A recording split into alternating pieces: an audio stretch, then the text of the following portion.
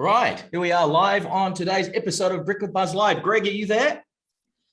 Yes, I'm here, Ray. Maybe if you turn your video on, my friend. There you go. There he is. How are we all doing? I'm good, buddy. How are you? Very good. Mr. Dixon? Fantastic. Really good. Long hair, but very good. I know, you've got that surfy look going, mate. I got that old look going, all those greys.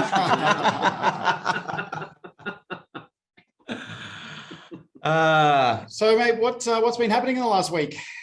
Well, there's a lot of stuff going on market-wise, with the Reserve Bank and the numbers coming out for August. But on a personal note, I've just been, with the family trying to keep myself busy to try and break the monotony of what seems like Groundhog Day. Yeah. We have been getting out for a few surfs. Yes, we have. Which has been good. You're getting better, mate.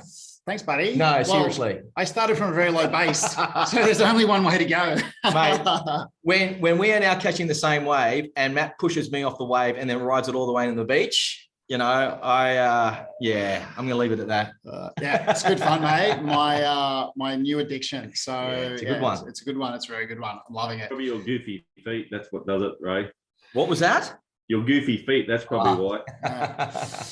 I just find like I was out there this morning, just sitting in the surf, bobbing up and down. And it's just such a great time to just reflect on everything you can be grateful for in life. The sun was up, but it was still very low on the horizon, and just like sitting out there and reflecting off the ocean really makes me feel how small and insignificant that I am, and just gives me time to recover from paddling out. And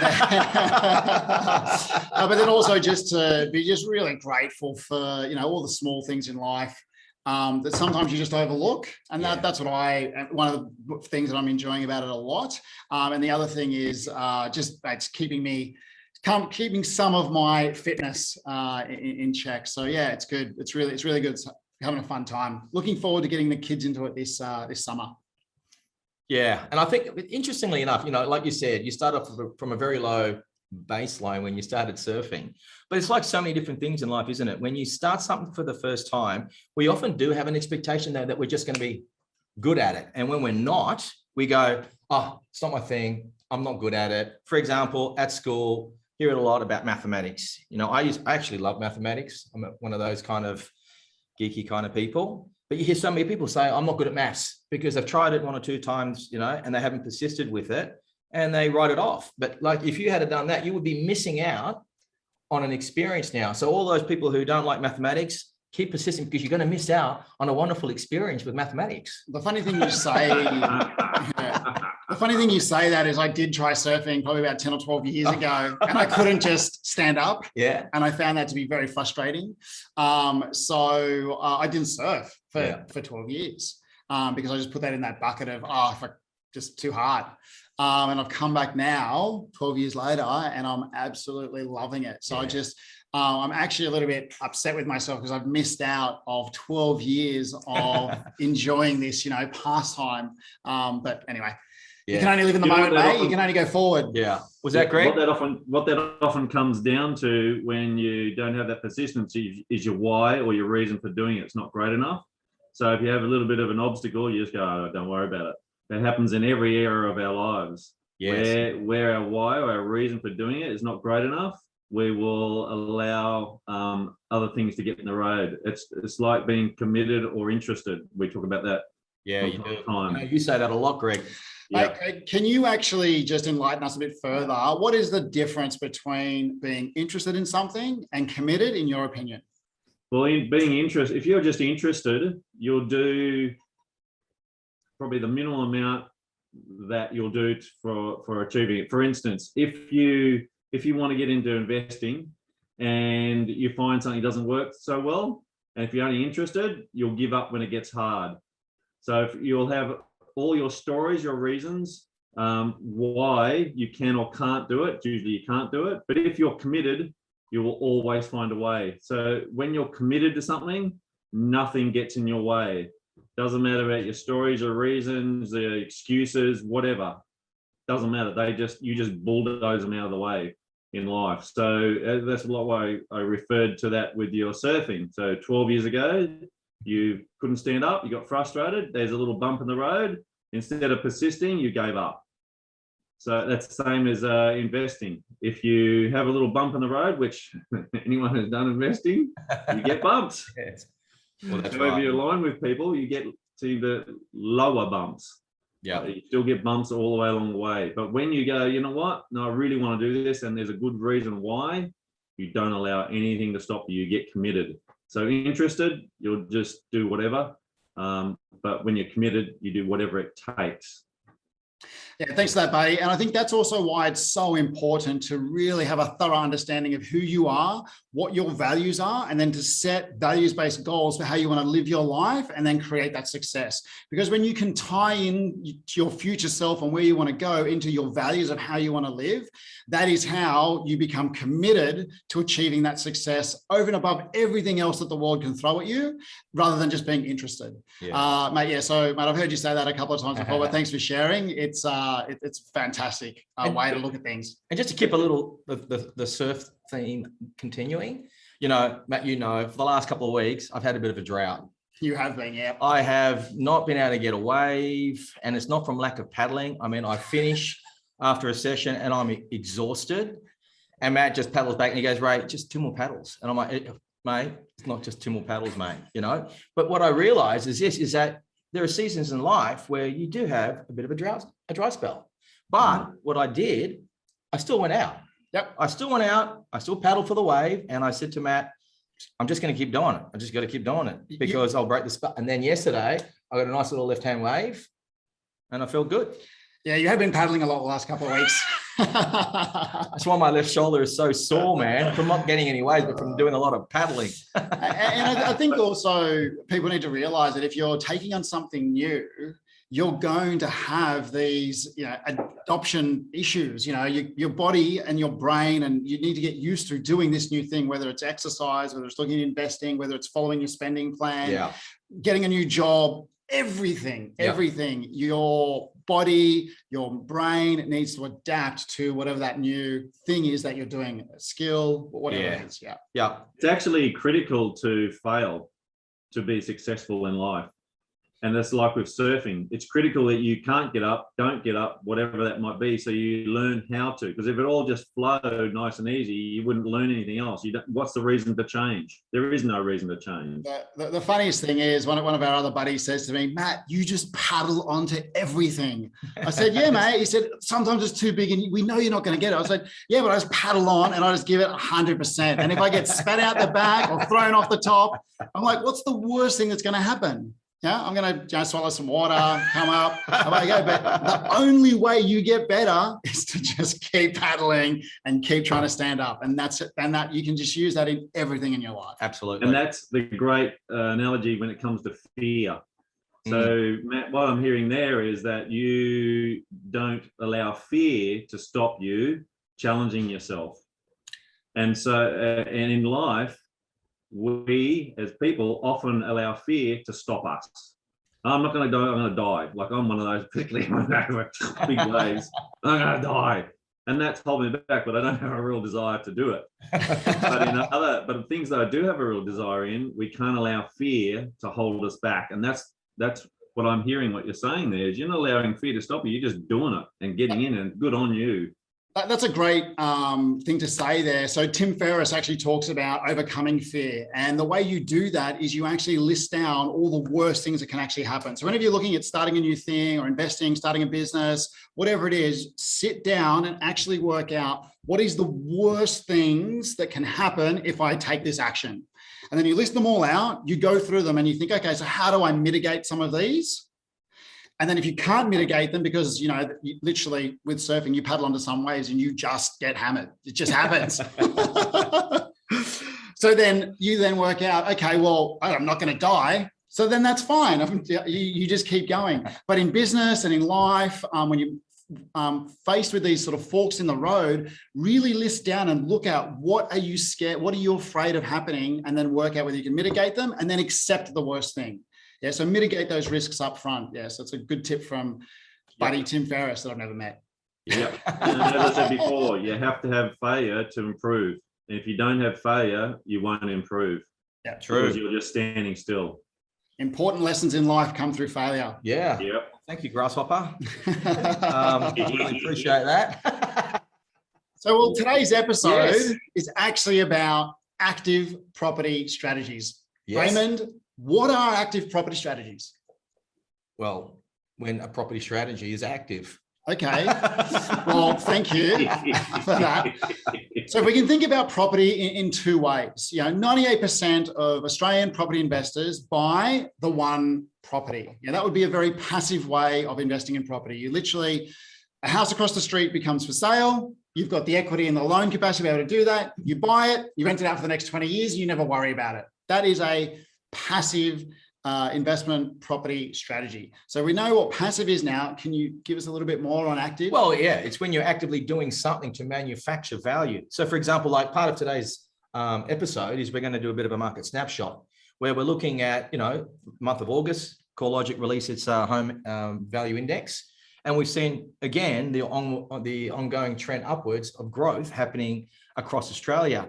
Now, people will look at that and go, yes, it's increased, but that's not, I haven't done anything for that. It's completely out of my control.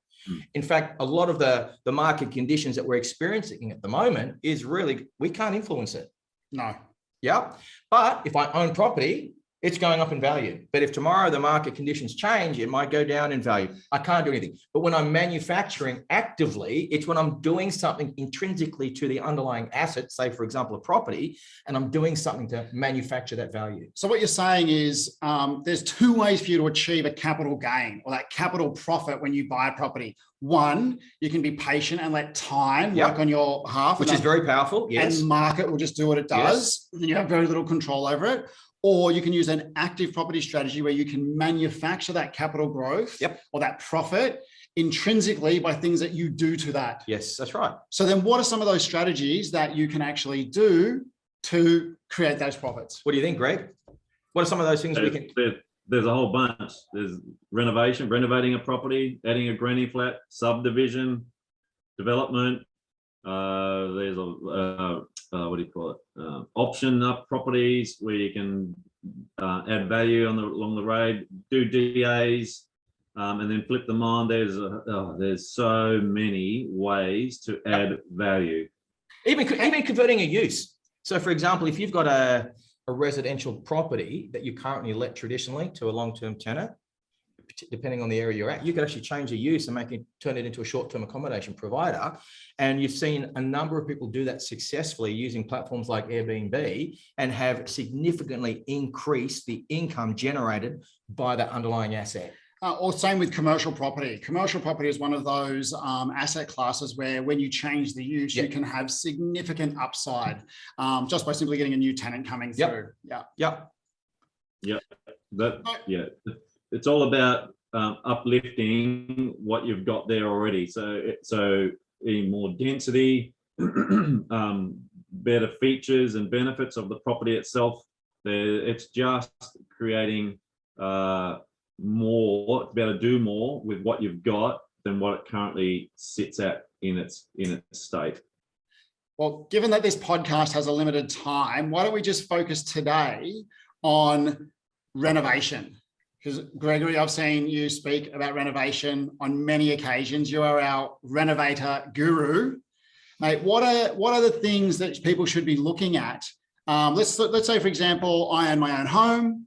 I'm looking at adding some value because I'm about to sell it and move on. What are some of the things that I should be looking at when I'm doing a renovation to add that intrinsic value prior to sale? If you're renovating just prior to sale, you don't want to spend too much money. You don't want to overcapitalize. People, particularly and it depends on the market too that you're in. There's a lot of depends.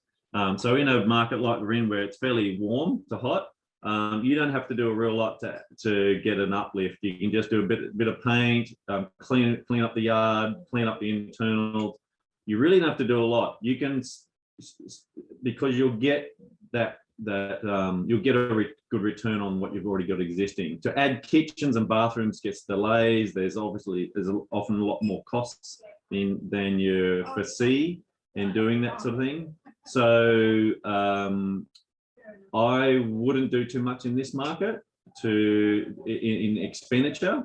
However, if your place is very tired, And depends on the market you're in, because if you're in the eastern suburbs or North Shore, then you want to present a property that people are going to expect to be able to live in and move into. So your finishes and fixtures is more important than in lower areas, only because they're going to give you a much higher upside than if you're in a. So, for instance, if you're in an area where they pay $2 million for a property, but your property is really tight and really poor, you'll get a little bit hammered for that. However, if you're in an area where your property is only worth $800,000, you probably won't get as hammered for it being a little bit lower quality, because it doesn't have as big an upside when you just put a new kitchen in or bathroom. Yeah, I think there's and I've done a few renos, but nowhere near the number of renovations that you've done, Greg. But I think, like in any active property strategy, you've got to do your homework. Still got to do your research. Yeah. And so, like, if, for example, the example that you've given us, Matt, where if I own my home and I'm about putting it to market, I should do my homework and say, what else is on the market? How long does it take, for example, a tired home to sell compared to a house that is Mickey Mouse and where the market's expecting to be able to move in and not do anything? Yeah. And if I wanted to bring it up to that standard, what do I have to outlay? And will that make it easier for me to sell the property? Will I get a return on that? Even if I don't get a return on it, will it actually make it easier for me to actually sell the property? So there's a whole lot of different things you take into consideration. But like you said, Greg, making sure, which is what a lot of people can do, is overcapitalize. Yeah. So don't renovate the home thinking this is where I want to stay and how I want to make it personally for me. You've got to think about who the next person is that's going to occupy that particular property. And rule of thumb, overcapitalization would be, if I spend $1, I want to be getting at least $2 back in terms of intrinsic value, better 3 or 4. But the minimum that you should be looking at, if I spend $10,000 on my renovation, I should be looking at getting at least a $20,000 uplift in terms of capital. But 30% would be, but $30,000 would be even better. Yeah, otherwise you just leave it to the next person who's buying the property. Correct. But like I said before, unless you're in a market where nobody wants to touch it and it takes a longer period of time to sell a tired property. But, like you said before, Greg, currently in today's market, things are moving. I mean, there is an undersupply. Well, let's say, for example, we just want to do some very lean cosmetic renovations. What are some of the things that people could do to actually just give it that little bit of a lift? It was interesting. I was talking to a guy yesterday who comes to me for a little bit of advice here and there, and he's got this property up the coast.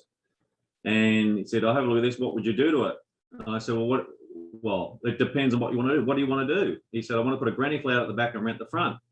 So I had a look at the front property. That's super duper tired, like really tight. So all I said to him is, "Look, all you have to do, if you're just going to rent that property, there is a different renovation to if you're going to live in it, and a different renovation if you're going to flip it. So just to rent it, all you need to do is put a Bunnings kitchen in that. And I say Bunnings or whatever those flat pack kitchens are, you can put that together. It's pretty cheap. Pull it out, put the new one in, and then his bathroom was some retro red thing that looks from the 70s. It was special. Even the toilet was red.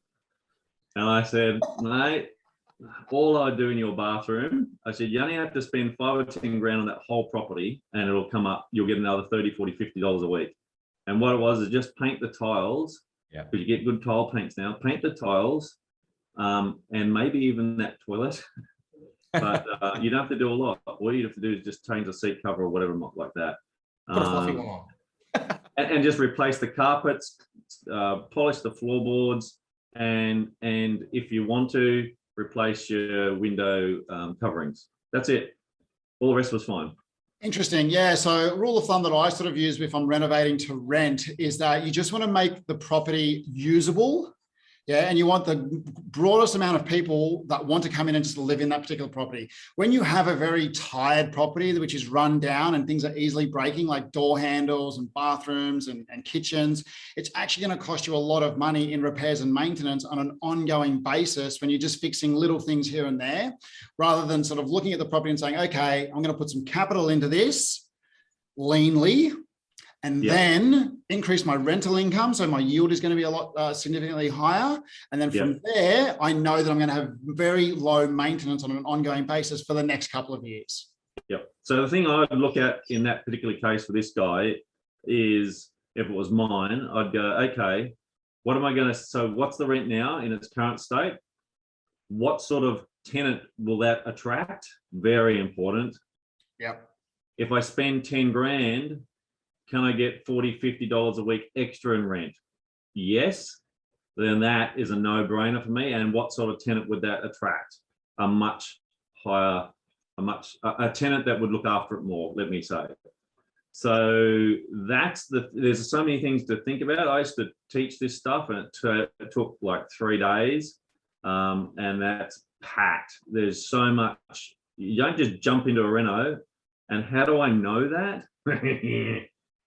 Quite a few years of experience, and also quite a few lessons. But these are some of the things you look out for. It's very different what you're doing for a renter than what you're doing for yourself, and what you're doing if you want to flip it on. I think there's just a constant theme there, which is like going back to surfing, talking about renos, talking about active property strategies, talking about investing. You've got to invest time really understanding what it is that you're doing, but also understand that, it's not going to be a perfect thing. There are going to be experiences along the way where you're going to make some good decisions, you're going to make some not so good decisions. But that's how you learn.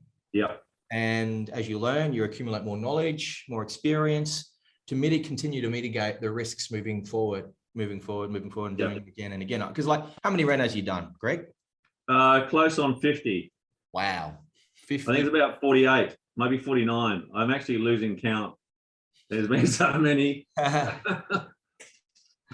We got a big one going now at the moment too. That's quite a major reno. So I didn't start out major renos too, by the way. Let me just make that really clear. You don't want to be starting a major reno, pulling out doing all sorts of stuff. You just want to do, if you're going to start, a little cosmetic one, learn and then go from there. And one of the things I spoke to this guy yesterday about is the first thing I said to him, well, where is this property? It's up here. Okay, so why would I want to rent there? And he told me why. Oh, okay. So what's attracting them to the area? This stuff. There's a whole bunch of questions you got to go through before you even think, well, there's good money. Well, why is there good money? Why are people going there? What do they want that for? Why were they going to stay in that place? How does it compare? What's the price you're paying? What's the rental return? It goes, the questions go on forever, but if you got them down, then you can make better decisions. And its location's pretty important. Yeah, so Greg, you just mentioned something about a small cosmetic renovation and a large renovation. Can you just run me through what will you define as a small cosmetic renovation? Small cosmetic renovations, usually when I'm just potentially taking out the kitchen and just replacing it like for like, and I'm not changing where things are going, just putting where the sink was, I put the sink back in. Where the fridge was, I put the fridge back in, but I'm renewing, refreshing it with usually a flat pack type kitchen. They're quite cheap, 2 or 3 grand. And then with bench tops, I can put a cheap stone in, or I can put the chipboard type ones in, or they call Laminex tops. And then with the bathrooms, it's just a paint, paint the tiles if they look a bit tired, replace anything cracked, replace the carpets, polish floorboards, or put floating flooring in, whatever it might, and new coverings, and a lick of paint everywhere. That's between probably up to 20 grand max. That's a cosmetic refresh, but also I'm doing it for a reason. That's to get a better rental, a much better rental. So things you're not doing is you're not changing plumbing, moving electricals, taking walls out. So all of those things you would put into the larger, more complex structural renovation category? Yeah, starting to get, so I did it as a gradual process. I guess I got more confidence more and more, and I started to always like to challenge myself and do other things. Sometimes comes undone, but certainly I learn a lot. And so, I just started, pull the wall out. But before you pull a wall out, you learn you got to get an engineer in. So when you start doing things to a house to change it, the advice is you have to get approval through councils usually, and anything where you want to pull walls out, doing extensions, anything like that, you have to get council approval. So that takes a lot longer, the process. And also you need to get more, you've got engineers in, there's a whole bunch of consultants that you need in to when you take on bigger renovations. It's not that it's hard, it's just you got to know what you're doing. Yep. Well, that's like everything in life. So that skill acquisition, you start off with the simple things and then you build up to the more complex. Correct. So when we're looking at units and houses, because we're predominantly talking about residential renovations, for units, the best type of renovation is to do non-structural renovation. Absolutely. So with units, so I was just talking about houses there before. With units, I did a number of units, and cosmetic is probably the best way to go, but you got to get strata approval. You also got to think of your neighbours. You're going to be a little bit noisy. You generally cannot change plumbing and things around in units because you can't get access to drainage or putting in different spots. You can, I won't get into that, but generally not. And there's a whole bunch of issues around anything structurally doing in a unit block. So I would suggest if you're going to do a unit and you're going to buy it, to do a renovation, you really need to check with strata what they allow, because it's really limited, like super limited. They'll allow you to do a kitchen, but there's sometimes some hooks in it, what you can and can't do.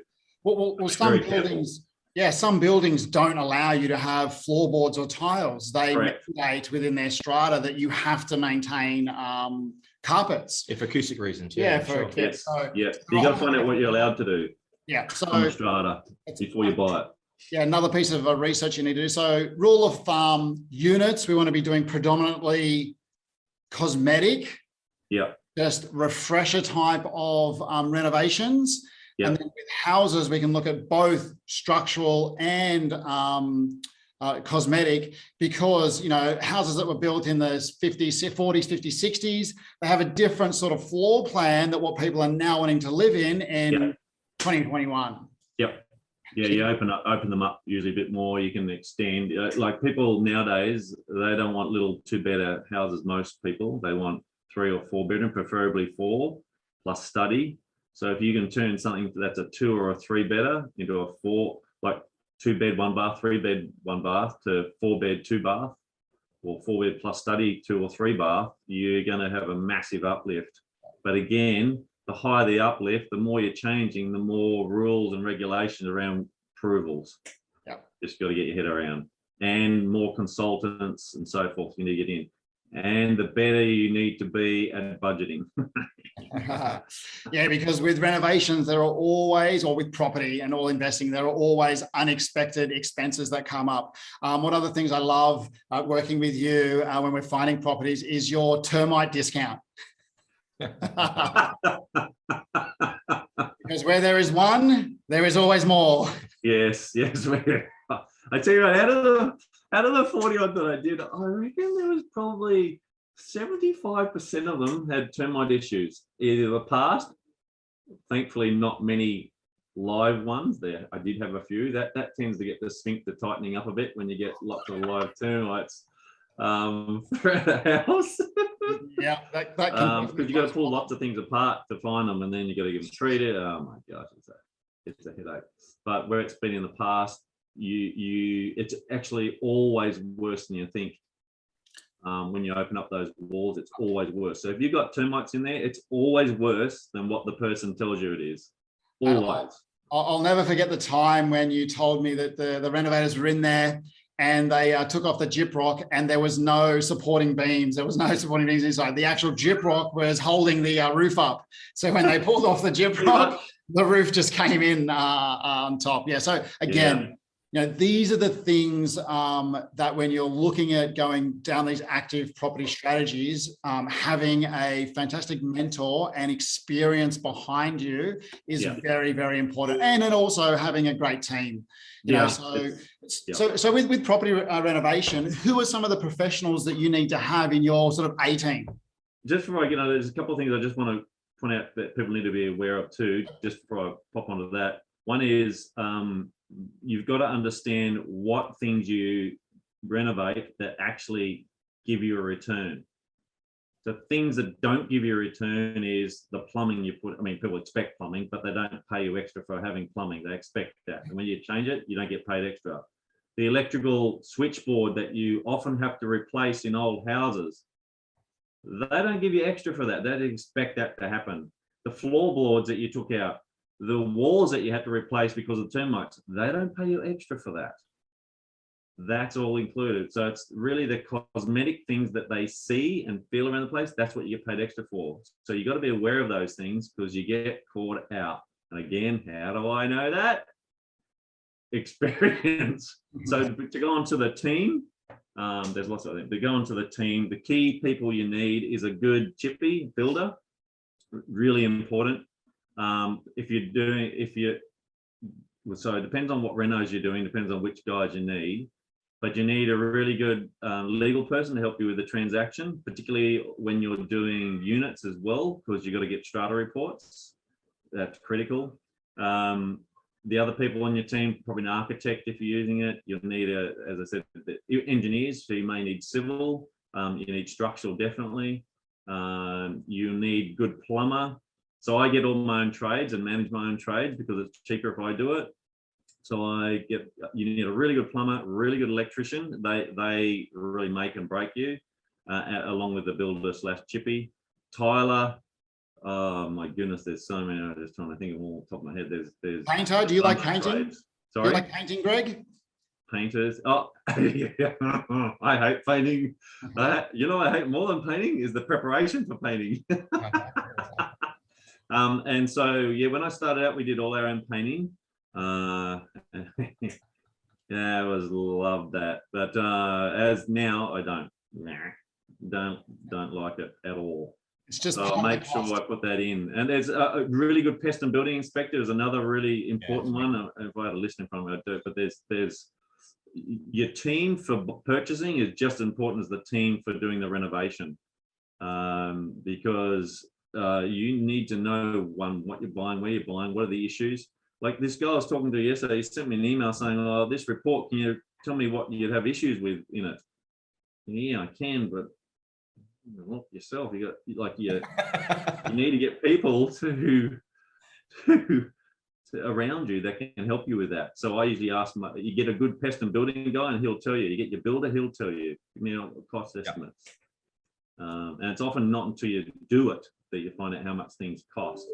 Like replacing a switchboard, like you got to put all smoke alarms in, allow for that. You got to put, LED lighting in now mostly because you got to save electricity.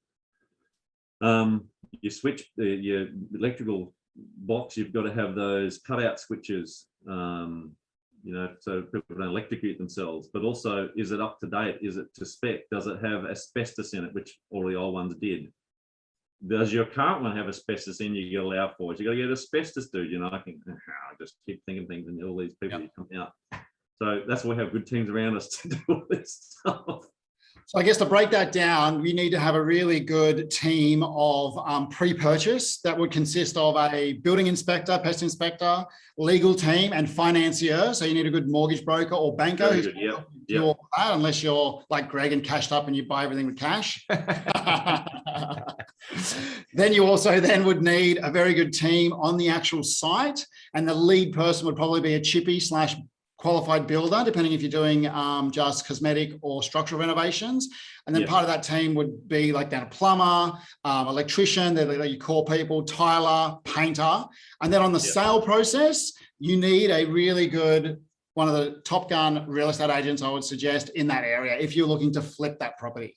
That's right. And that's one of the, actually, that's another, there's two parts that I didn't mention. One is major renos, you need home warranty insurance. That's another thing you add now that people expect that. You must have it by law. Anything over 20 grand that you're doing in renovations, have to have home warranty insurance. On the, what did we say there? Oh, the real estate agent. So what I usually do, I'm a real estate agent. I don't sell properties, but there's very few very good real estate agents around, in my experience. But when you get hold of them, you stay attached to them because they can really help you tremendously. They'll know their area well. They know what sells well. They know what people like. So I interact with a few very good real estate agents that I trust that will give me good feedback that I work with that can help me add a lot more value to the property. And just to frame that, society is a bell curve. So there's a lot of average everything. And when you find those people that are on the bell curve that are in that top 10%, you want to find them fast, recruit them into your team, pay them well and on time, and you want to look after them. Yeah, actually, that's another good point, Matt. I'm looking after all your trades and all your consultants and everybody. Pay them on time, look after them, treat them like they're your own staff, your own family, and they will stay with you for your whole period. There's a guy I started with in 2008, I think, 7, a long time ago. He's still with me, and he's an advocate. And there's others too that will just stay with you because you look after them. You know, just give them a cup of coffee, when it's hot, take drinks around, like just look after your people and they will stick with you. And when you say you're going to do something, you make sure you do it for them. Well, you know, having an active property strategy, particularly renovation, that's its own little business all on its own. Yeah. And like any enterprise, the people that work in your company are one of the most valuable assets. So you look after them because they are going to add tremendous value to everything that you do moving forward. So yeah, that's a very, very good tip.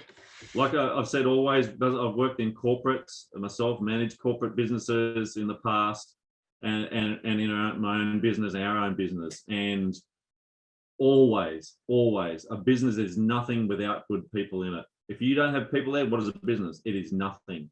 So a business is just an extension of who I am, who you are.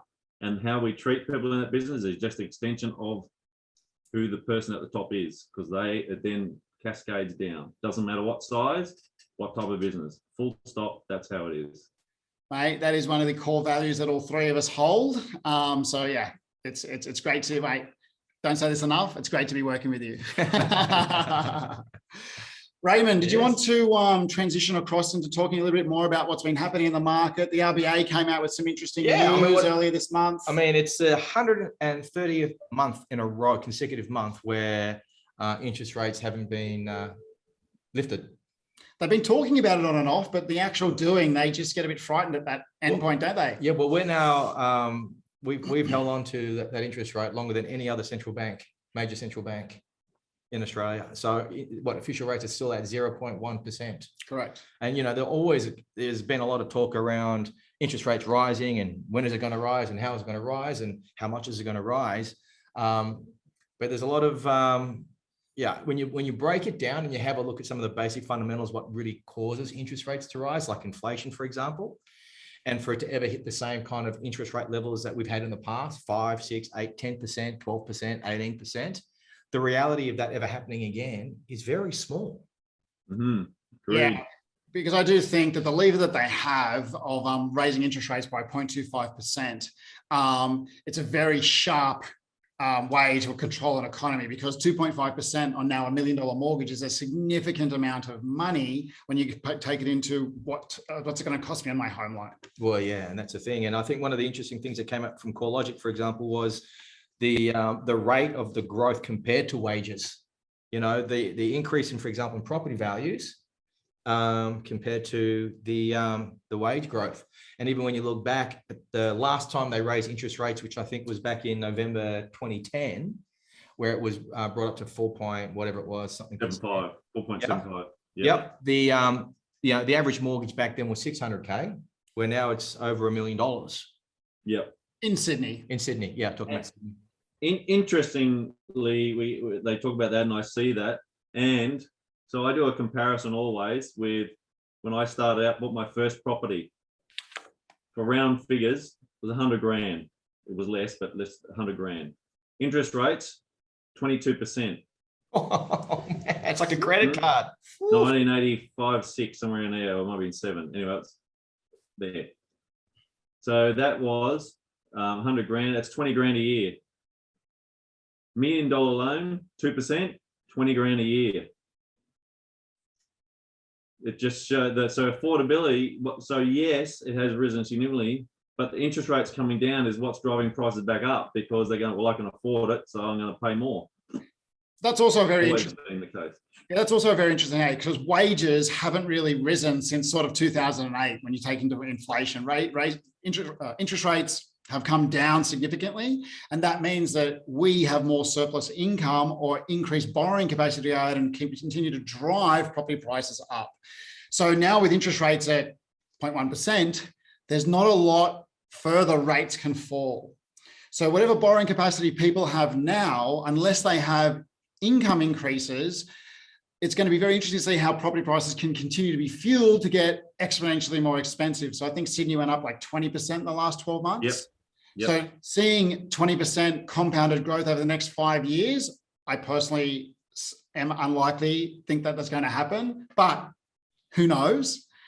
Unless we have significant inflation come through, significant amount of incomes rising, and then that means that will then increase the affordability of those particular property rises. It's unlikely you'd get 20% again year on year. That has happened, 2002, 3, I think it was, the last time we got like close to 20% each year. It's quite hard to keep that sustained when we're already seeing the monthly growth rates reduce, well, for all sorts of reasons. But they are predicting, the banks are predicting another, 7% next year, 7 or 8% in the next 12 months. They're usually conservative. That's standard growth. So if you buy into property prices double roughly every 10 years, then compounding growth of 7% gets you there. Now, investing doesn't go in a linear fashion like that, unfortunately, otherwise we'd all be brilliant. Yeah. We have these ebbs and flows. So then thinking about property prices moving that way, Melbourne's had significant growth, Sydney's had significant growth, but there are other places like Adelaide, Brisbane, Perth that haven't seen that sort of, or Darwin, that haven't seen that sort of 20% uplift in the last 12 to 18 months. So those are some of the places potentially where you can see that above average growth in that next sort of 2 to 3 year period. Yeah, just to clarify, those places have had 20% growth. Yeah. Did they all have? Yeah. So we've all gone up 20%. Yeah, except Perth. I think Perth was a little bit lower. So that's a city that will move forward. Yeah, but they held it off. Yeah, quite a bit in the next little while, I feel. And also the other thing that's happened, which I was reading, and I've been saying this for a while, is units catching up to housing. Because that's what they're seeing now. Yeah, there's definitely a trend now. Yeah. Because of affordability constraints. Correct. Yeah. Moving away from housing and now, saying, hang on, if I want to get into the housing market, I've got to look at an alternative, or I just keep pretending that something magically is going to happen, then I can all of a sudden afford to buy a house. But when you've got, housing prices growing 11 times faster than wage growth, yeah, you got to have a bit of dose of reality and make some adjustments. And also your deposit, not only do you have to earn more, you've got to have a bigger deposit because the prices are going up. So that's a double whammy to get in.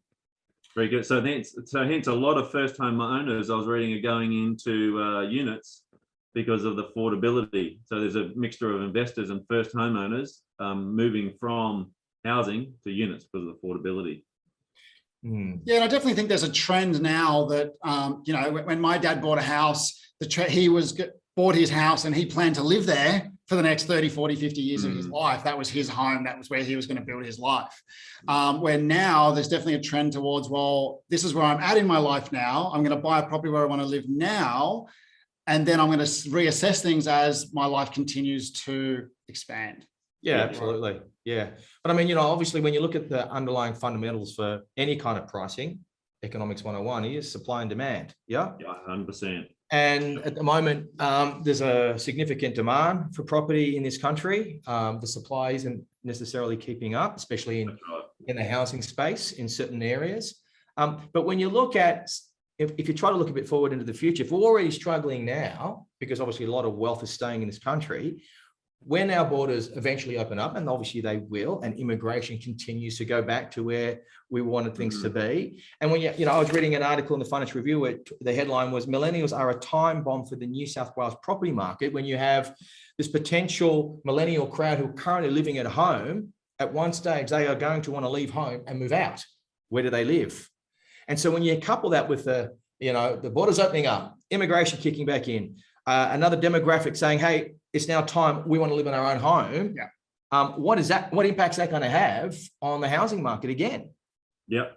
And I can support that because I've got 4 at home, all in their 20s. Is it only 4? They're all, yeah, well, 4 of my own. and they're all talking about moving out in the next 5 years, as in getting their own places. And so that's just one house. Yeah, and that's four additional homes that need to be found. Correct. And you multiply that by, I don't know. How many families there are. Yeah. Yeah. That's right. Yeah. So it's looking at all of this stuff in the market dynamics and getting an understanding of that, why, really property is a long-term play, because there are so many different factors and variables that play into the market dynamics. And like I hear it all the time from people who are pro-equity markets. They're like, oh, look at what happened in the US in 2008 with that housing bubble. And I always come back to, yes, but the Australian property market is fundamentally different. We don't have an oversupply at all of either land being rezoned so that they can just build more houses, or properties being built. Yes, from time to time, we might have a glut of property hitting a particular market segment in one area. Like if you think of like Darling Harbour in 2000, if you think of Zetlands around that 2008, 2010 sort of area, yes, a lot of units can come on, but that gradually gets soaked up into that market. And then it goes back to just that general good growth moving forward. Because I mean, look at China. China's another story, right? So at the moment they've got some issues over there with their housing market. With they're talking about this bubble bursting that could obviously have an effect on other industries in Australia. Got any thoughts on that, Greg?